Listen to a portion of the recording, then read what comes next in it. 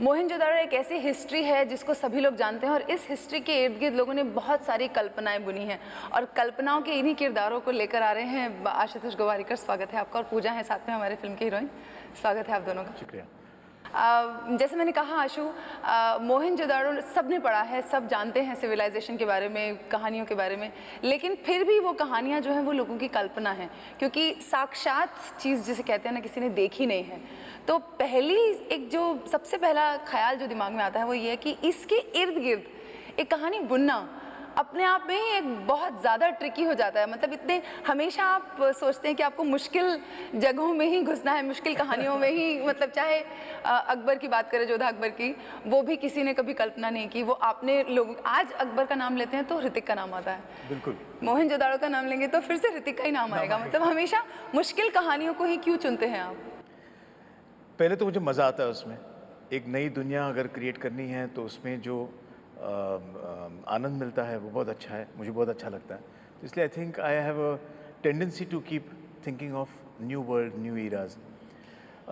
जहाँ तक सिंधु घाटी सभ्यता का सवाल है, ये हमारी पहली संस्कृति है, हमारे पूर्वज हैं, और हमारी संस्कृति पे आज तक फिल्म नहीं बनी है। और फिल्म एक ऐसा माध्यम है कि इसके ज़रिए जब आप एक कहानी पर्दे पर लाते हैं तो ज़्यादा समझ में आती है। तो ये मेरे दिमाग में बहुत सालों से था कि अगर मौका मिला तो कभी मैं इस सभ्यता पे फिल्म बनाऊंगा, क्योंकि ultimately we have to take pride in this. It's our national identity, this civilization. Yes. So it is difficult, but you have to become systematic, and you become systematic, things become easier. Right. तो जब civilisation की बात होती है तो उसमें क्योंकि हम वही बात है ना कि एक हिंदी कमर्शियल सिनेमा की जब बात करते हैं तो लव स्टोरी की बात आती है। तो आपको यही लगता था कि कहानी के इस सिविलाइजेशन के इर्द गिर्द एक लव स्टोरी को बुनना ज़्यादा आसान रहेगा, इसीलिए एक लव स्टोरी है, ऐसा मैं सोच रही हूँ जो प्रोमोज में मुझे समझ में आ रहा है। Though we don't know, you will have to let us know. नहीं, बिल्कुल सही कह रही हैं आप। लव स्टोरी तो है ही, लेकिन ये ड्रामा भी है और एक नगर की बात है। तो पूरे सिंधु घाटी सभ्यता में उसके बारे में अगर बात करें तो मैं इस मोहनजोदड़ो, इस नगर के ज़रिए बात कर रहा हूँ। जो मेरा रिसर्च था, जो आर्टिफैक्ट्स मिले हैं वो देख के ही मेरा रिसर्च हुआ। तो अगर आर्टिफैक्ट्स में अगर एक सील है और अगर उस सील पे एक ऐसा दृश्य छपा हुआ है जिसमें दो लोग हैं जो दोनों झगड़ा कर रहे हैं, मतलब हाथ में हथियार हैं उनके, और एक औरत बाजू में खड़ी है, अगर ऐसा दृश्य मुझे वहाँ पे मिला है तो उस दृश्य को मैंने फिल्म में पिरोया है। अगर हम एक सील पे अगर एक ड्रमर देखते हैं तो वो ड्रमर मैंने सरमन को बनाया है, यानी सरमन जो ऋतिक का किरदार है। राइट। तो जो दृश्य मुझे वहाँ पे मिले उस फाइंडिंग्स में, उनको मैंने कोशिश की है वो फिल्म में भी रहें। तो वो लव स्टोरी का एंगल है या आप ड्रामा का एंगल कहिए या आप सिविलाइजेशन की बात करिए, ये सब उसी में समाये हुए हैं। राइट। बहुत ज़्यादा मतलब डिस्कशन काफ़ी लंबे हो जाते हैं, जब हम आएंगे उसके ऊपर। पूजा, सबसे पहले आपसे जानना चाहूँगी कि आपको क्या लगता है कि आपके पर्सनैलिटी में ऐसा क्या खास बात है कि आशु ने आपको इस रोल के लिए चुना? नहीं, आई डोंट थिंक कि मैं इस सवाल का जवाब दे सकती हूँ, क्योंकि I don't know what Ashu sir saw कह सकती हैं ना, आप कह सकते हैं कि मैं बहुत निहायत ही खूबसूरत हूँ, मैं बहुत अच्छी एक्ट्रेस हूँ, मैंने बहुत अच्छा ऑडिशन दिया है। चलिए, I mean to be specific, कितने ऑडिशंस देने पड़े आपको इस फिल्म के लिए? 3 या 3 4 ऑडिशंस दिए मैंने। Okay. एक दिन सिर्फ मिली उनसे, फिर उन्होंने 5 सीन दिए, फिर बोला कि कल वापस आके अब भी कर सकते हो। फिर डांस भी करवाया आशु सर के फेवरेट गाने पे, होठों पे ऐसी बात। उनके सारे डेब्यू एक्ट्रेसेस, मुझे ध्यान है ग्रेसी ने भी यही बात कही थी कि उन्होंने भी लगान के ऑडिशन के टाइम पे होठों पे ऐसी बात में डांस किया था। yes.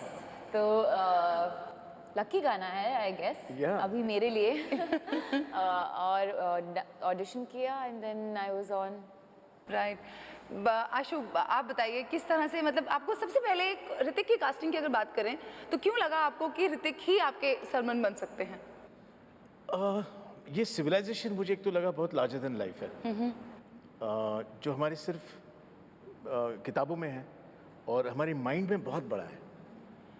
तो एक लार्जर देन लाइफ सिविलाइजेशन के लिए ज़रूरत थी कि एक लार्जर देन लाइफ हीरो भी हो। राइट। तो सरमन का किरदार बना, और अगर सरमन का किरदार है तो उसमें लाजवाब लाइफ एक ही एक्टर मुझे लगा जो ऋतिक है, because Hrithik has played Krrish so well, he played Akbar so well.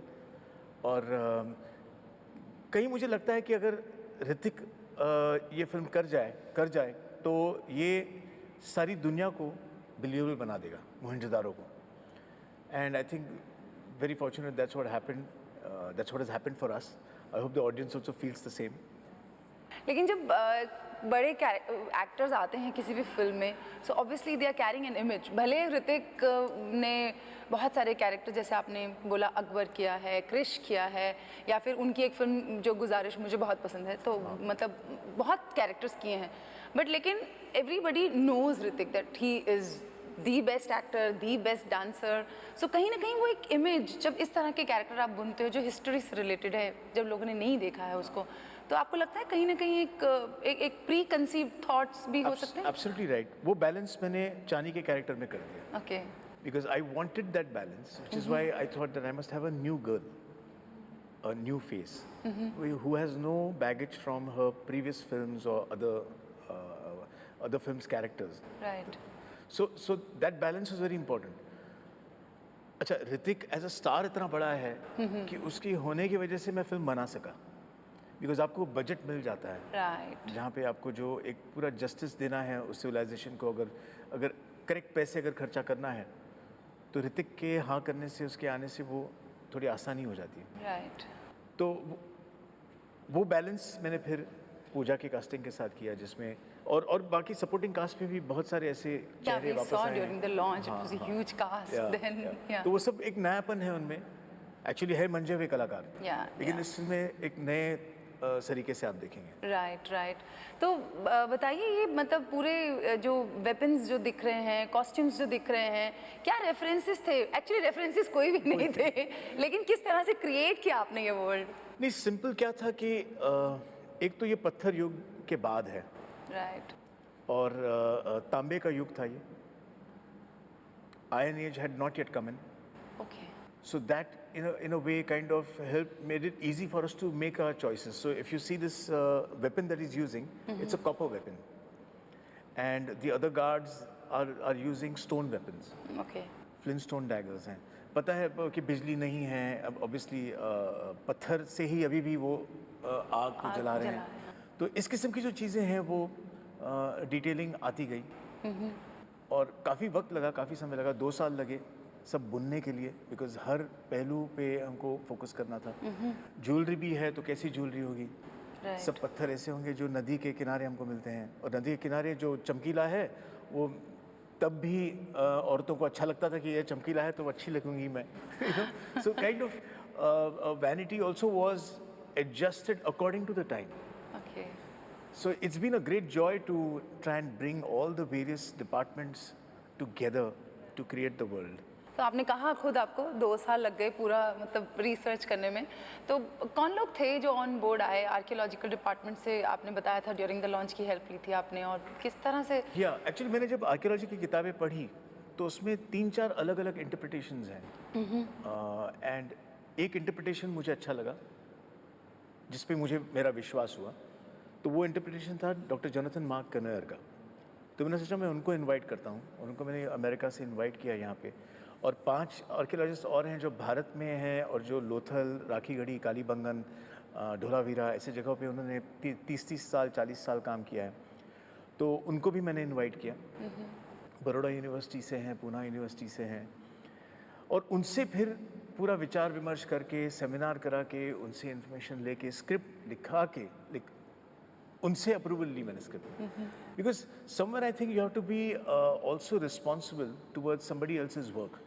एक आर्कियोलॉजिस्ट अगर इतना काम कर रहा है और अगर इतनी मेहनत से वो एक्सकवेट कर रहा है, उसने ज़िंदगी दे दी है उसको, right. So at least I must use all that information that he has worked on and use it in a way where we can create the script and take his approval. So let him see it.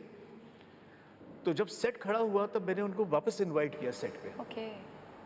और वो बहुत emotional हो गए जब उन्होंने set देखा, because उनका कहना ये था कि आज तक हमने सिर्फ एक्सकवेशन पे काम किया है, जहाँ पे हमारी नज़र हमेशा नीचे रहती थी। आज पहली बार यहाँ पे आने के बाद हमारी नज़र ऊपर है, क्योंकि दीवारें आ गई हैं, घर बन गए हैं, लोग हैं, किस तरह से life has it become alive. Right right. So that was a very interesting experience for all of us.